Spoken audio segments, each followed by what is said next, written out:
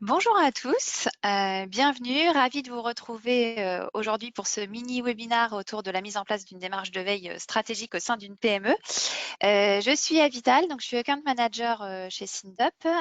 Aujourd'hui, je vais modérer ce mini-webinaire qui sera animé par Adrien Sasso et Pierre-Emmanuel Bernard, qui est directeur développement de Pinet Industrie et qui va nous faire donc le plaisir de partager son retour d'expérience sur son utilisation de la plateforme Sindup. Je vous retrouve pour ma part pour la session questions-réponses. N'hésitez pas à poser vos questions au fil de l'eau dans la zone qui est dédiée. Et puis, je les regrouperai à la fin et j'interrogerai donc Adrien et Pierre-Emmanuel. À vous. Merci Avital. Effectivement, j'ai le plaisir d'accueillir Pierre-Emmanuel de chez Pinet Industrie aujourd'hui pour un retour d'expérience. Donc du coup, pour nous représenter rapidement, Avital l'a déjà fait, je suis account manager chez Sindup, donc j'accompagne nos utilisateurs de la mise en place de dispositifs de veille et d'intelligence économique. Et donc Pierre-Emmanuel, vous êtes du coup directeur du développement chez Pinet Industrie. C'est ça, bonjour à L'objectif en fait, c'est tous. vraiment faire un partage. Je vous en prie, allez-y. Ouais, non, juste pour que je me présente rapidement. Donc, effectivement, Pierre-Emmanuel Bernard, directeur développement produit chez Pinet Industrie. Donc, pour que ça soit clair, j'ai la responsabilité du bureau d'études et du marketing au sein de l'entreprise. L'objectif étant de travailler sur le développement de la totalité de la gamme de produits, depuis l'identification des besoins clients, en passant par la conception jusqu'à la commercialisation des produits. L'objectif étant bien entendu d'apporter de la différenciation et de la création de valeur à nos produits. Merci Pierre-Emmanuel. Effectivement, pour compléter, l'objectif, c'est faire un retour d'expérience, partager l'utilisation de Sindup, comment ça s'est mis en place et comment est-ce qu'aujourd'hui ça fonctionne. Et pour ça, on va pouvoir tout de suite démarrer la présentation. L'idée, c'est de pouvoir aller vraiment dans le concret. Alors, pour ceux qui ne nous connaissent pas, juste quelques slides avant pour présenter Sindup, pour ceux qui du coup ne nous connaissent pas encore. Et puis après, on passe sur Pinet Industrie. Donc, nous, on est une plateforme de veille stratégique principalement. On a deux métiers en fait chez Sindup. C'est l'un d'éditer une plateforme du même nom que Sindup et de l'autre, de réaliser des études et des analyses autour justement de notre outil pour nos utilisateurs et bien sûr d'accompagner et de former à l'utilisation de celle-ci. Et aujourd'hui, Sindup, notre terrain de jeu, c'est du 3 en 1, c'est-à-dire qu'on va gérer toute le collecte de la veille, de l'information du cycle de la veille, de l'analyse et de la diffusion. En quelques mots, la collecte, c'est qu'on va récupérer de l'information qui provient du web, de bases de données, d'informations accessibles. On va la collecter pour ensuite analyser tout ce qui peut être intéressant comme information. On va le voir justement concrètement juste après. Et l'objectif avec de l'intelligence artificielle et de l'intelligence collective, c'est de trouver les pépites informationnelles pour ensuite les diffuser sur différents canaux qui sont possibles à disposition pour que l'information soit partagée et qu'on puisse ensuite l'utiliser pour la transformer en action. Et donc, comme on l'évoque aujourd'hui, déjà, vous commencez par une présentation de qui est Pinet Industrie. Je vous laisse la parole du coup, Pierre-Emmanuel. Merci. Donc, Pinet, on est fabricant français de charnières et verrouillages en produits standards et sur mesure. On s'adresse exclusivement aux industriels. Donc, c'est vraiment du B2B et on est présent en France à l'export. Donc, je vais passer assez vite, hein, je ne vais pas vous noyer sous les chiffres, mais le chiffre d'affaires en 2019, c'était 21 millions d'euros, avec donc une part d'un peu plus de 40% à l'export, ce qui est relativement significatif pour une entreprise de notre taille. Nous sommes 113 salariés répartis sur 3 sites, même 4 sites en fait. Bon, le siège social près de Roissy, en région parisienne, un site de production en Picardie, dans les Hauts-de-France, un autre site en Tunisie, un atelier déporté, et une plateforme logistique à côté de l'usine de Picardie. On fabrique à peu près 10 millions de produits unitairement à l'année, avec en fait une très grande variété à la fois de clients et de produits. Notre caractéristique, c'est de se développer sur à la fois la conception et fabrication de charnières et de verrouillage sur mesure, et également d'une gamme complète de produits standards, charnières, verrouillage et autres composants, comme vous pouvez voir sur la présentation là. Donc, beaucoup de charnières quand même, puisqu'on fait 75% de notre chiffre d'affaires global avec des charnières.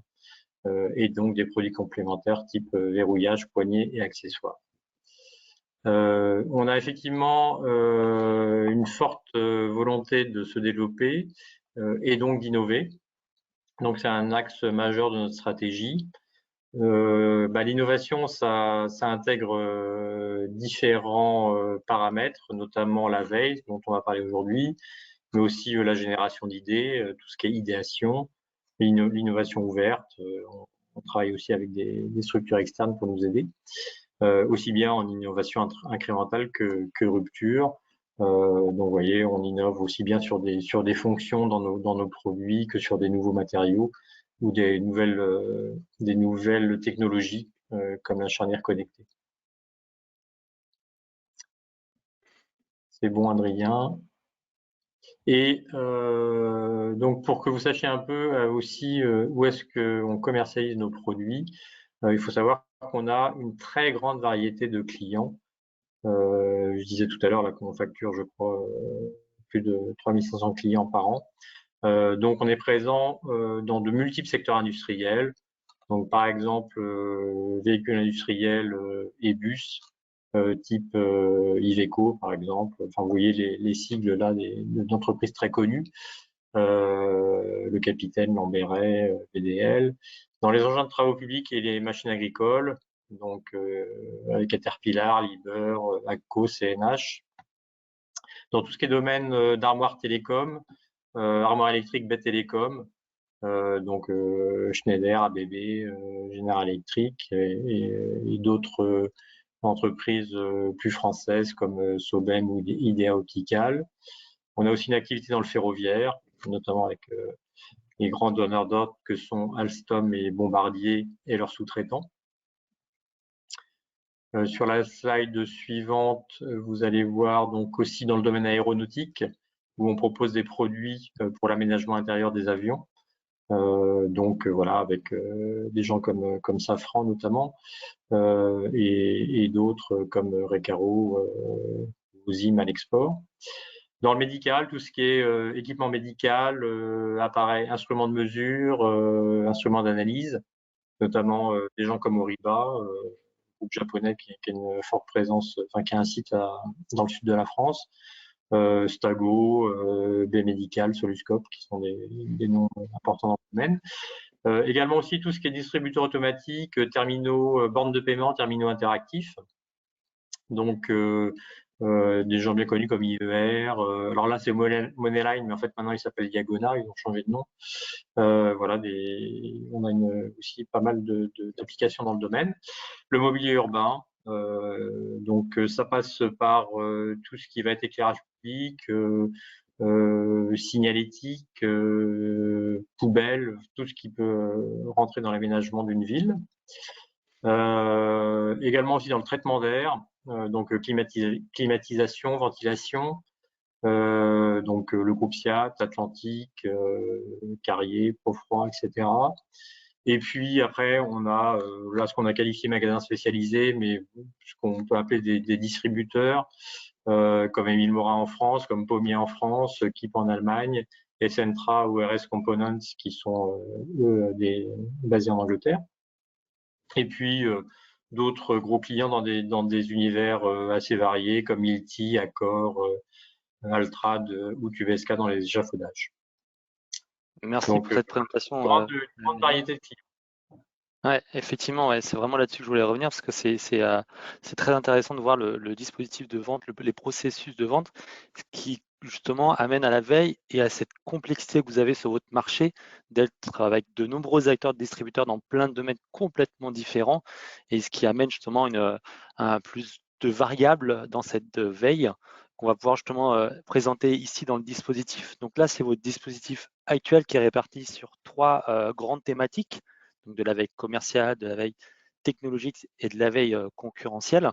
On vous a remis un petit peu quelques exemples de requêtes qui sont mis en place, mais de façon très simplifiée, parce que dans l'outil, on va assez loin dans la complexité des requêtes, des opérateurs et tout ce qui est en termes de paramétrage.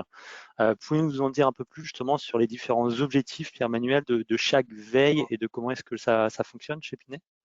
Oui, alors donc j'ai effectivement 3 thématiques de veille. La première, c'est la veille commerciale. Donc, vous avez pu voir qu'on a effectivement un nombre de clients extrêmement variés. Donc, je ne fais pas une veille sur l'ensemble de nos clients, bien entendu, mais on a sélectionné les clients principaux ou ceux que l'on veut particulièrement suivre en termes de veille.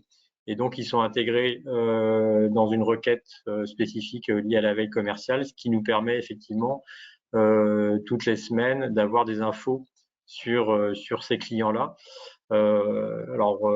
Typiquement, quand on suit notamment Alstom et Bombardier, et c'est vrai que ce type de groupe génère toutes les semaines un assez grand nombre d'articles et ça permet quand même de savoir sur quel projet ils sont. Donc ça a une importance pour l'équipe commerciale. Effectivement, la veille commerciale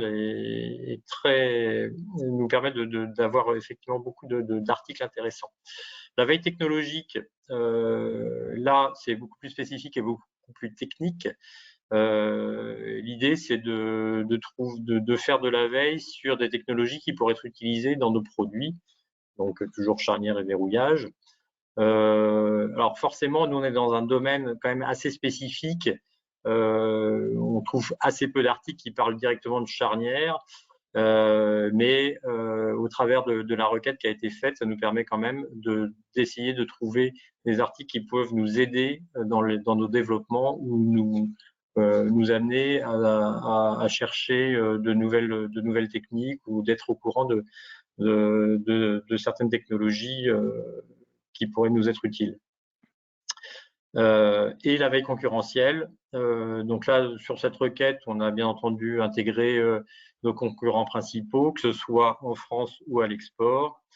Et de cette manière-là, ça nous permet de suivre notamment les nouveautés produits proposés par nos concurrents et donc se préparer à réagir quand on a connaissance d'un nouveau produit développé par un concurrent. Au niveau de votre veille aujourd'hui, vous avez effectivement, comme vous l'avez expliqué en introduction, vous avez plusieurs casquettes. On a calculé, vous passez entre 1h30 et 2h30 par semaine, globalement, pour réaliser cette curation d'informations. Oui, alors concrètement, ça se passe comment? Moi, c'est vrai que je me connecte sur la plateforme SINDUP et j'ai donc 3 dossiers différents pour les 3 veilles. Et donc, pour chaque dossier, un certain nombre de liens URL qui renvoient vers des sites avec des infos sur les 3 veilles.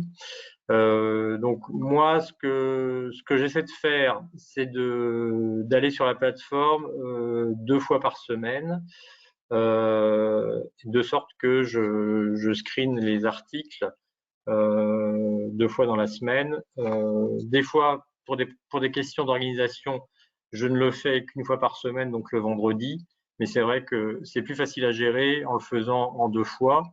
Après, vous avez toujours la possibilité, si vous avez le temps, de le faire tous les jours, par exemple en début de journée ou en fin de journée. Moi, au niveau de mon organisation, je préfère le faire que 2 fois par semaine. Voilà. C'est vraiment une question personnelle.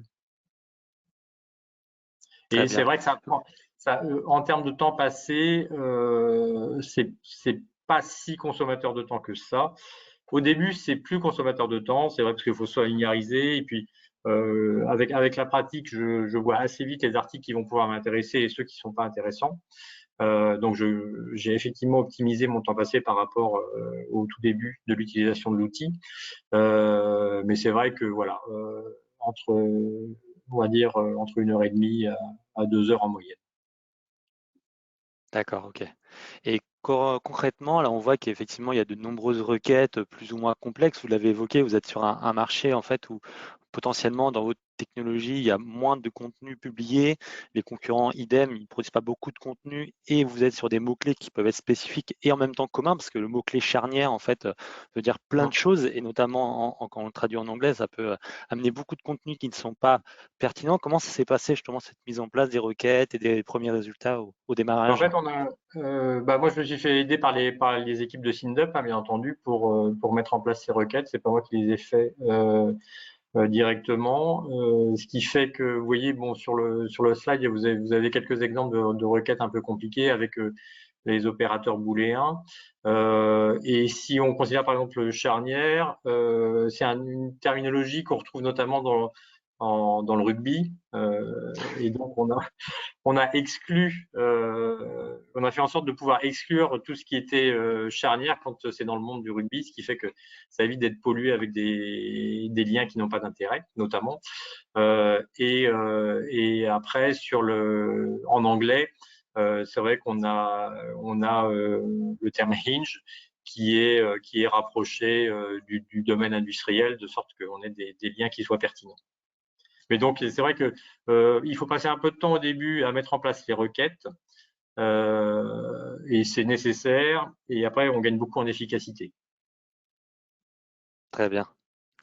Alors pour compléter, pour continuer justement le dispositif, donc là on est sur l'étape de collecte d'infos et ce qu'on appelle la curation, l'analyse que vous faites chaque semaine pour trouver les pépites informationnelles, les bonnes informations à partager à l'ensemble des collaborateurs.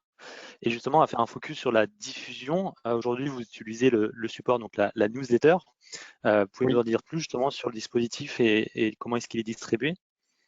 Donc moi, donc toutes les semaines, hein, je sélectionne, je valide les articles qui me paraissent intéressants, et cette validation incrémente automatiquement une newsletter. Donc en fait, moi j'ai 3 newsletters, une par typologie de veille.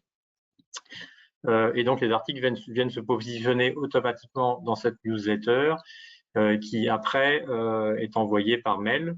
Donc moi, c'est le principe de diffusion que j'ai trouvé le plus efficace pour nous, étant donné notre structure. Et là, vous voyez à qui en fait ces newsletters sont envoyés. Donc par exemple, si je considère la newsletter concernant la veille commerciale, elle est envoyée à l'équipe commerciale et au comité de direction, ce qui fait en fait 25 personnes en termes de destinataires.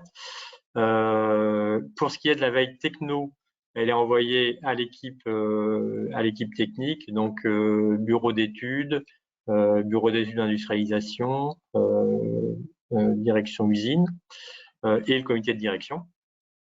Et puis la newsletter concurrentielle, en fait, elle est envoyée aux 3 groupes qui sont donc l'équipe commerciale, le comité de direction et l'équipe technique, parce que ça peut intéresser ces 3 entités.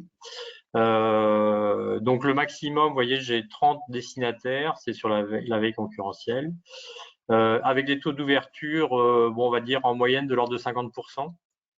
Alors, moi, c'est vrai que j'aurais tendance à vouloir un taux d'ouverture de 100%. Mais il faut voir qu'effectivement, sur la partie notamment, enfin, sur tous les sujets, le comité de direction, il y a certaines personnes du comité de direction qui ne sont pas directement impliquées, donc ils ne vont pas forcément systématiquement aller lire les infos. Et puis après, de la même manière, dans la partie technique, il y a certaines personnes techniques qui ne sont pas intéressées par tout, donc qui ne vont pas forcément aller lire tous les articles.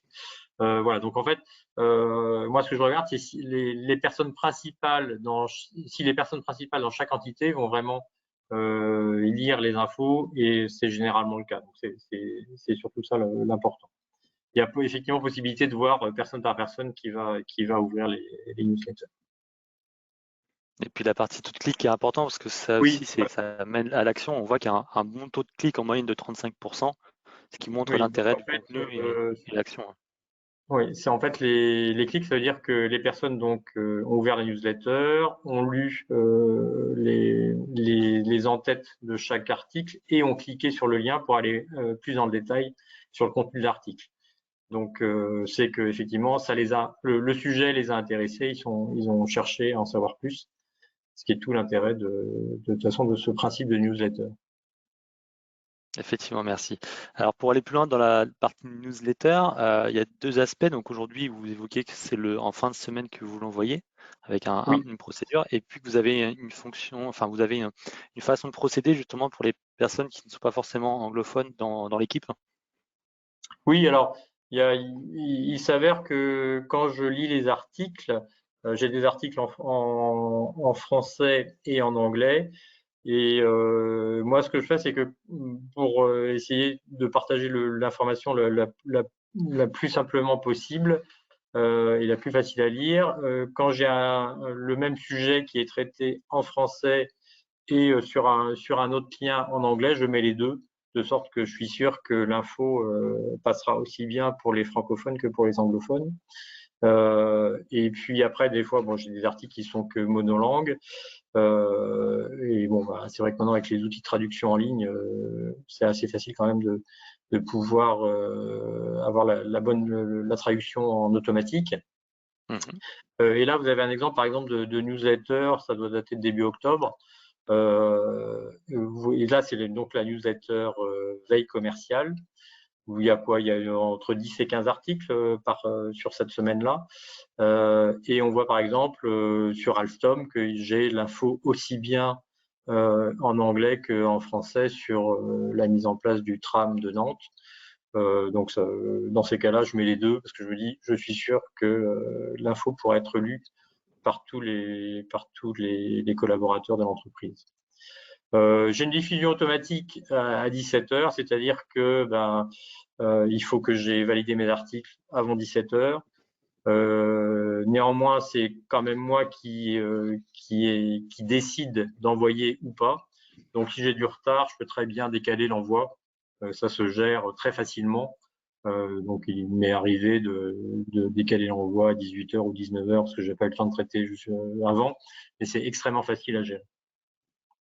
Effectivement, ouais, vous avez possibilité de paramétrer, de savoir si vous voulez envoyer automatiquement la newsletter ou faire ce qu'on appelle une validation de BAT, de bon à tirer, de valider ultimement le contenu pour ensuite le partager à l'ensemble.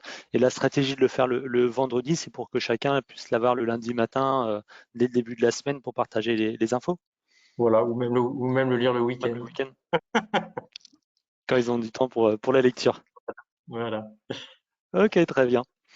Et dans l'idée, pour se projeter un peu justement sur l'évolution du dispositif, donc vous le disiez, c'est un dispositif aujourd'hui qui est efficient, qui ne prend pas trop de temps par rapport à ce qu'il apporte en termes de plus-value.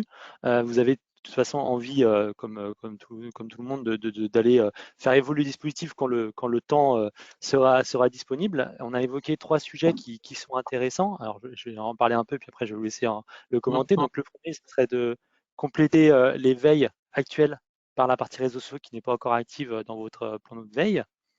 La Oui, alors, seconde de... Oui, allez-y. En fait, à l'heure actuelle, moi, je fais la veille uniquement sur les liens URL qu'on trouve sur Internet. Et on n'a pas intégré effectivement le même type de recherche sur les réseaux sociaux. C'est possible. Bon, on est dans un domaine d'activité où il n'y a pas une énorme masse d'informations envoyées sur les réseaux sociaux, donc pour l'instant, c'est pas fait. Mais effectivement, c'est quelque chose qu'on pourrait mettre en place pour enrichir encore la collecte de la veille. Effectivement. En second point, la partie veille, on va dire plus événements. Alors, c'est moins le cas dans les événements physiques en ce moment, mais potentiellement dans une période, on va dire, normale, vous pourriez effectivement surveiller des événements, des organisations d'événements de type salon, webinaire, rencontre, etc., qui pourraient être intéressants dans le cadre de votre démarche, que ce soit concurrentielle, démarche commerciale ou même de recherche de technologie. Oui, c'est vrai que dans le domaine industriel, il y a quand même beaucoup de salons, notamment en Allemagne. Et donc, à l'heure actuelle, effectivement, c'est la veille sur les salons est pas vraiment paramétrée. Et c'est quelque chose que l'on pourrait faire parce que notamment les sites des salons sont souvent assez riches en informations. Donc, ça, c'est quelque chose qu'on pourra faire, effectivement. Et le troisième point, l'objectif serait de collecter du contenu pertinent à partager, donc justement des choses qui sont intéressantes dans votre écosystème à partager à vos distributeurs, clients, partenaires, grâce à une veille plus écosystème, dans l'idée après de le repartager pour justement apporter du contenu sur votre page LinkedIn par exemple, partager sur les réseaux sociaux du contenu pertinent et être en position d'expert dans votre domaine. Oui, ça c'est très intéressant parce que bon, on a un compte entreprise LinkedIn qui est alimenté avec nos infos produits, infos entreprises. Mais c'est vrai que c'est pour essayer d'élargir un peu et d'intéresser, élargir les sujets et intéresser une audience plus grande, ça peut être intéressant de partager d'autres infos. Et c'est vrai que SINDUP, au cours de la collecte, permet effectivement de tomber sur des articles qui méritent d'être partagés sur les réseaux sociaux. Donc ça a un double intérêt, c'est que déjà les personnes qui font partie des réseaux sociaux voient une info qui peut les intéresser. Et nous, ça permet d'enrichir notre contenu rédactionnel sur les réseaux sociaux. Donc c'est quelque chose effectivement de très pertinent. Très bien. Eh ben, merci pour ce retour d'expérience et ce partage, Pierre-Emmanuel. On va pouvoir passer à la partie questions-réponses. Eh ben, merci à tous les deux pour ce retour d'expérience. C'était vraiment très intéressant. On le dit très souvent, mais à la fois les clients, les prospects sont très friands de cas pratiques. Donc là, j'espère qu'ils auront trouvé, en tout cas, ils auront pu piocher quelques idées. En effet, il y a plusieurs questions qui ont été posées. La première, c'est par qui le projet de veille a-t-il été initié au départ? Donc pour vous, Pierre-Emmanuel. En fait, alors comment c'est arrivé? Moi, j'ai en charge dans mes missions, j'ai notamment pour mission d'organiser la veille de l'entreprise. Et en fait, j'ai dû rencontrer, je ne veux pas dire de bêtises, mais je crois que j'avais rencontré SINDUP au Rendez-vous Carnot, me semble-t-il, qui est un salon qui est spécifique à l'innovation, notamment dans l'industrie. Et donc j'ai creusé et je me suis rendu compte que c'était effectivement une plateforme intéressante. Et donc, j'en ai parlé, bien entendu, à la direction et on a décidé effectivement de mettre en place cet outil. D'accord, donc il n'y avait pas de dispositif en place, c'était vraiment de votre initiative. Ah oui, complètement, oui, oui. Ok. Alors, une question un peu plus opérationnelle par rapport justement à votre manière de procéder. Donc, quel type de retour de veille pouvez-vous avoir sur le volet veille commerciale? Et quel type d'action êtes-vous amené à mettre en place après analyse de ces retours? Donc, est-ce que les commerciaux vous font des retours finalement par rapport aux informations qui Oui, sont alors transmises? oui, c'est vrai que c'est important. Oui, il y a quand même régulièrement des retours des commerciaux qui disent ah bah tiens, j'ai vu telle info dans la newsletter de veille, je vais essayer d'en savoir plus pour voir quel est le projet vraiment du client et s'il y a un intérêt pour nos produits. Donc en fait, la veille commerciale, c'est surtout donner aux commerciaux des pistes de prospection. D'accord, ok. Donc généralement chez des clients existants, mais sur des projets dont ils n'ont pas forcément connaissance.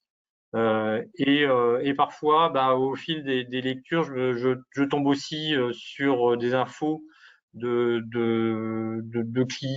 clients, enfin d'industriels qu'on ne connaît pas. Et comme ça permet d'envoyer aussi une info, de dire tiens, cet industriel, il est dans un domaine d'activité qui peut nous intéresser, donc ça mérite d'être creusé. Ok. Une question encore assez opérationnelle. Bonjour, 2 heures de curation par semaine en moyenne, mais combien de temps à revoir les requêtes et mettre à jour les sources? Alors, les requêtes, elles sont généralement assez peu revues parce que ça fonctionne bien. Néanmoins, effectivement, s'il y a nécessité, moi je m'appuie vraiment sur l'équipe SINDUP, hein. Donc, s'il y a besoin de modifier la requête, j'exprime mon besoin et puis c'est fait. Ça ne va pas me demander tant de temps que ça, opérationnellement parlant. Et l'autre partie de la question, c'était, excusez-moi. Euh, Sur les sources, du coup, sur le oui, monitoring des à mettre à sources. jour les sources. Mettre à jour les Ah sources, ouais. Honnêtement, c'est pas moi qui me occupe, c'est SINDUP qui gère. C'est ça, tout ce qui est maintenance de Effectivement, sources est géré par l'équipe support. pour compléter Et ça la rejoint réponse, peut-être. Vas-y, vas-y. je Vas-y, voulais, Adrien. pour compléter effectivement la réponse sur la partie requête, effectivement, les requêtes, comme on l'a évoqué, c'est vraiment au démarrage qu'on va optimiser au maximum ces requêtes et puis de temps en temps améliorer pour que ça soit plus pertinent ou parce qu'on peut avoir des changements de stratégie, des nouveaux items à surveiller, etc. On est sur quelque chose qui est assez figé dans un modèle itératif, et on peut effectivement le faire avec le service client. Ça fait partie de l'accompagnement de SynDup, et c'est vraiment à valoriser comme ça. C'est-à-dire qu'aujourd'hui, vous n'avez pas besoin d'être expert en opérateur booléen ou de passer 2-3 heures par semaine exclusivement dédié sur le requêtage, parce que votre plus-value en tant qu'utilisateur, ce n'est pas de savoir créer des belles requêtes, mais c'est surtout de savoir analyser le contenu. Nous, on peut vous aider sur les requêtes, par contre, sur l'analyse du contenu, c'est vous qui êtes expert dans votre domaine, quoi. Et également, sur la partie monitoring des sources, c'est quelque chose où, au niveau de SynDup, la philosophie, ce n'est pas à l'utilisateur de monitorer les sources. Il va simplement exprimer son besoin. Voilà les sources que j'ai besoin de surveiller. Voici les habitudes que je peux avoir. Et nous, on s'occupe de cette partie-là, que ce soit au niveau de l'extraction, que ce soit au niveau de la maintenance. C'est fait directement dans la plateforme. On a une question intéressante sur l'aspect remontée terrain. Donc, la question est de savoir s'il y a également de la collecte ou de l'intégration d'informations informelles dans le système global. C'est-à-dire si je peux ajouter d'autres informations qui ne seraient pas forcément arrivées par la Voilà, plateforme. de l'information Ouais. qui ne serait pas arrivée par la plateforme ou qui serait…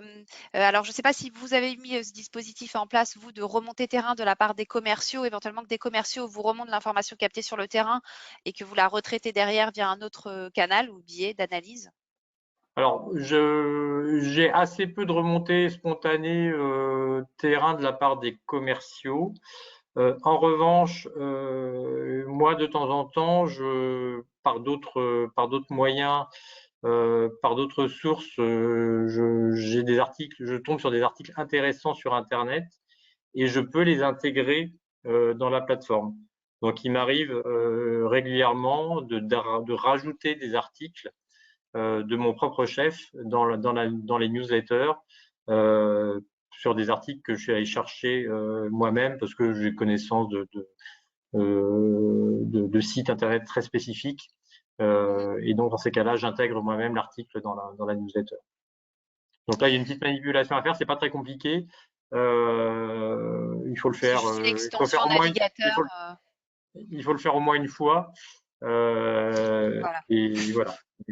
Oui, c'est juste une extension navigateur à installer sur votre poste et puis ensuite vous pouvez en effet capter des articles à intégrer ensuite dans vos newsletters. Une autre question sur les apports justement de la veille technologique. Est-ce que concrètement, est-ce que vous avez trouvé des partenaires ou des laboratoires de recherche pour la R&D par ce biais? Non.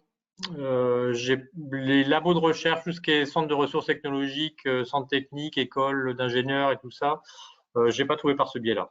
Moi, donc on fait de l'open innovation avec des partenaires extérieurs. Et en l'occurrence, c'est pas arrivé avec l'outil SynDup, mais ma recherche en veille techno n'est pas très axée là-dessus non plus. Donc, je ne saurais pas dire si c'est, enfin, c'est peut-être possible, c'est même sûrement possible en paramétrant la requête correctement. En tout cas, dans cet objectif-là. Ok, très bien. Bon, bah, merci beaucoup. On répondra, il y a encore d'autres questions, donc on vous apportera également des réponses par écrit, mais on va essayer de tenir le timing aujourd'hui. Merci Adrien, merci Pierre-Emmanuel. Et puis, bah, on vous retrouve la semaine prochaine pour un nouveau mini-webinar et bonne journée à tous. Merci, au revoir. Au revoir. Très bonne journée, au revoir. Au revoir.